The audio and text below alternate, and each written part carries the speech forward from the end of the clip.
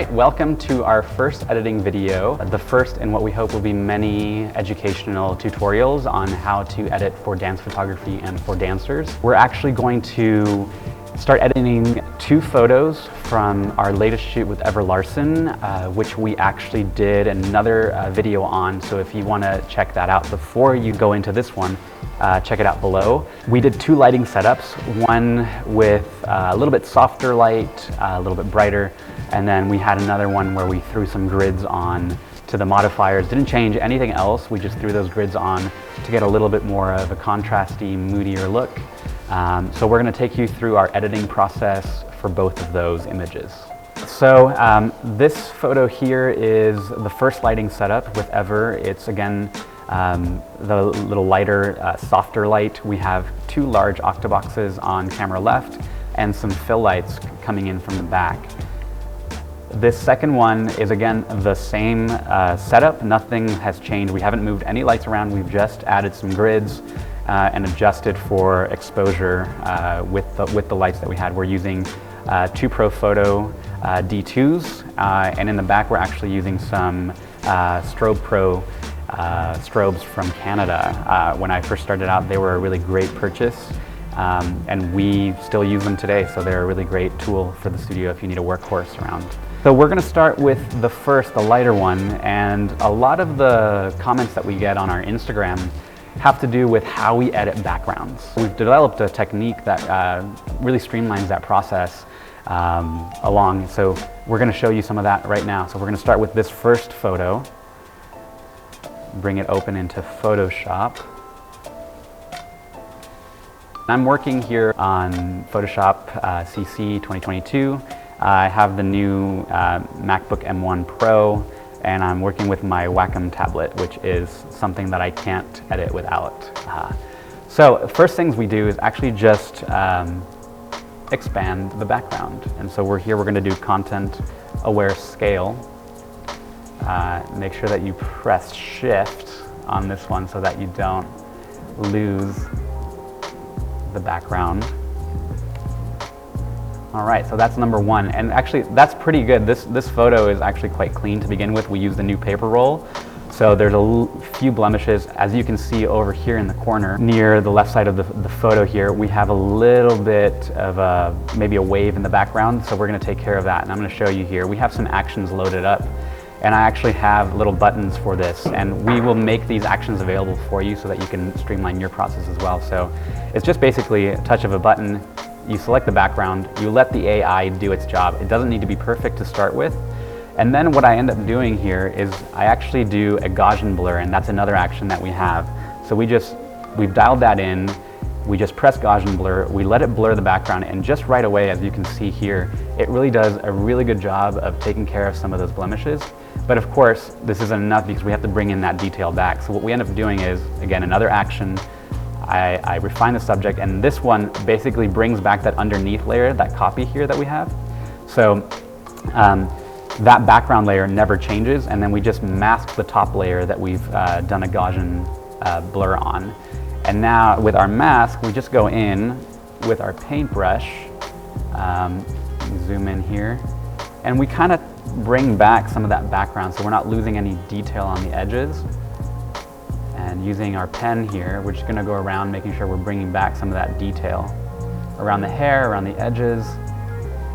And the fact that we're not painting, but rather we're just bringing back some of the things that we've blurred out really helps with making sure that we're not making an artificial background. So we do that here. And it doesn't have to be perfect. We're just trying to get some of that detail back. And the beauty of masking is that if you make a mistake or you feel like it looks unrealistic, you can just bring it back in and then try and troubleshoot at that point using what you know, figure out what other techniques might work better. Now, once we get to the floor, you kind of want to bring everything back in fully almost, because you don't want to lose the shadows that you've just blurred out. So you bring it back in and you try and be quite liberal, and you want to try and see where that shadow comes in, and you take that. So some photographers are big fans of then saving this selection as one group. I've noticed that in my process, I don't end up going back into these images to try and redo them again, and this process is quite quick for me. So if I need to do something completely different, I'll just reopen the original file again and do this process again. So what I end up doing here is I just flatten this image into one, and I redo the process again. So I'll again click this button to get the background selected. And now what I do, this is a little bit more time consuming, but it's still super efficient because I used to do this for the entire editing process. So I'll get my mixer brush out, zoom back out, and then I'll just basically sample, and you can play with the settings up here depending on what makes sense for you and what you feel comfortable with, but this is what I'm comfortable with. And then I just sort of just paint and blur out some of these blemishes. Again, it doesn't have to be perfect. I'm very careful not to paint around the transparency because then you get a little bit of bleeding that way. That's not super helpful. And then I just make sure that whatever small adjustments I'm making, I make sure to zoom out at the end to make sure that it looks pretty good. Right here where the background is coming and meeting the floor, I could probably do a little bit better there. So I'll just go back in a little bit wider brush and just blur that a little bit. As I get into close to this transparency, always make sure that you're going into the transparency and not going past, because that's when you start getting that funny bleed. So always bring it in, try not to go out, bring it in. All right, that looks pretty good to me. So once I've done that, I can turn off this layer here just to show you the background and how it changes. And it just takes a few seconds, and then you just bring back the subject again to refine it. And then if you've done any of that close editing down here in the foot, again, using your mask and using your paintbrush, just bring that back in. And you can do this as many times as you want, depending on what the comfort, like how much detail you want in, how much you want to edit out. The only other place that I would kind of do some painting is maybe over here, where we have that gradient on camera left. So I'm gonna, again, start from scratch as if it's a new photo, select the background. So I always have an underneath layer that preserves the copy that I'm doing.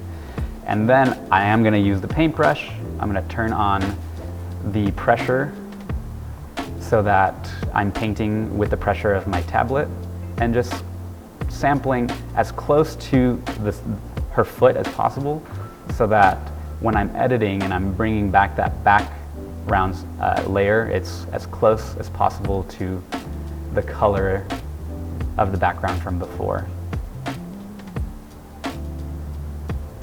And it doesn't have to be perfect, just trying to show you our workflow. And then, again, refine subject, check and make sure that I haven't done anything silly here. And just as a precaution, bring back some of that detail, just in case I bled into that or into the hands here. But that looks pretty good. So that's how we edit backgrounds. And then now for me, for my own personal taste, once I've done that, I will sort of extend the clean background as a whole. Once I have a clean background, then I can content-aware scale everything. And I'm using shortcuts here, so we'll go into more depth about what the shortcuts are, the specific tools that I'm using in other videos, but this is just sort of a quick tutorial on how we edit backgrounds, and we'll give you the actions as well, which you can also do yourself once you know the process, but we're happy to give them to you. So that's how we edit the background, then we just save it and go back to our Lightroom. Okay, so that's saved, and now we're back in Lightroom, so I'm just gonna show you the difference between the two. So this is the edited version, and this is the unedited version. So, I mean, again, we had a really good starting point using a new white background. It's a fresh roll, so there's not too many blemishes, but as you can see in here, some of these wrinkles, some of that, whatever that is, maybe a dust, something that fell off her point shoe, up here, all of that is now gone, and you have a nice clean background. And what I find with this technique is it definitely helps making it more of a realistic background. You're not necessarily bringing in gradients and adding layers and then trying to subtract from these artificial backgrounds that you've created, but rather you're working with the actual shadows, the actual tones in the background, and using that as your basis and just improving on it rather than trying to create something from scratch. So we found that that's really important and it gives it a nice natural look. We took a long time doing that and showing you the tools in this tutorial, but usually that's maybe we've got it down from like a 2 to 3, maximum 5-minute process, depending on how complicated the lighting setup is. Maybe you have props. Props take a little longer sometimes because the AI won't recognize them and sort of take them into the subject selection. So some of those take a little longer, but it's really a great tool to speed this up. And then you can focus on, you know, retouching skin, making sure that flyaway hairs and all those things are out of the picture. So it really brings it down to a total of about under 10 minutes for a fully edited commercial grade photograph. Okay, so now that we've walked you through one, we're actually going to walk you through the second one. Again, this is the second lighting setup. We didn't change anything, we just threw some grids on. So I'm going to edit this one now, and I'm going to go a little bit quicker just to show you how quickly I can do it using those actions that we talked about. First things first, we're going to extend this top part, content aware scale. Okay, then we're going to find the background, so inverse of the subject selection, which is an action, and then we're just going to press Gaussian blur. Okay, we're not going to worry about that the prop box there. Refine subject. Okay, and now we're going to zoom in here using our paintbrush tool. We're going to paint back those edges, refining those subjects, making sure that that subject is nice and clear. We haven't blurred out any part of her.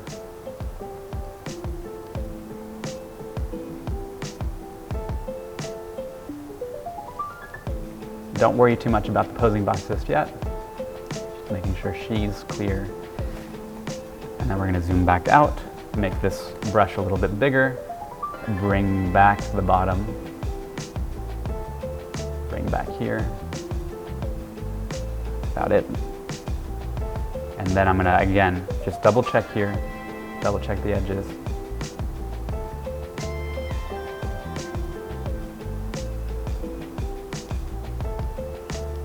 Looks pretty good. Okay, flatten it. Do that one more time.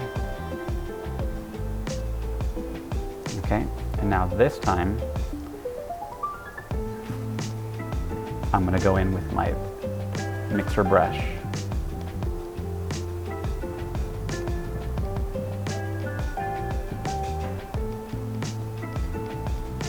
And because we have this prop here now, the posing box, I want to make sure that I'm not going into the posing box at all. I'm just going to edit outwards so that we're not taking any of that detail away from the edges of the posing box.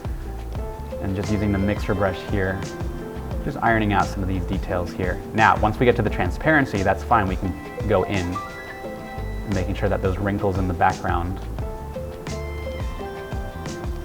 go away.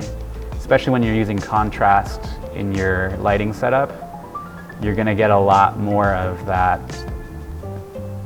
those blemishes in the background. You're going to be able to see a lot more of those things. So, and it's okay if you go a little bit, because again, you have that. It's okay if you go a little bit into the posing box, because again, you have that background later that you can bring back.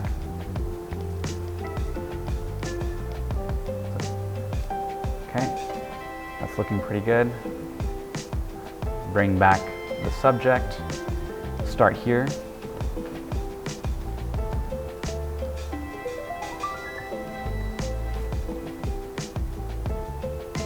Making sure that those edges are clear. And then here, so it's just down here that we need to focus on. Just bring that edge back.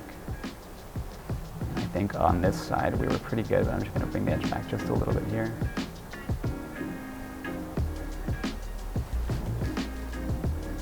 And there, that looks pretty good.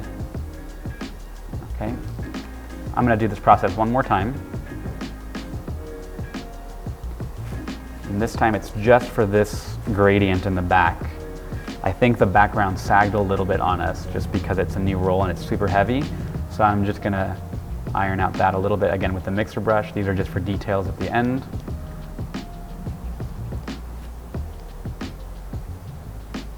And I think we're good. Flatten that out. Crop. Extend this background, make sure you've composed where you want her to be. Maybe bring her up a little bit. And then scale.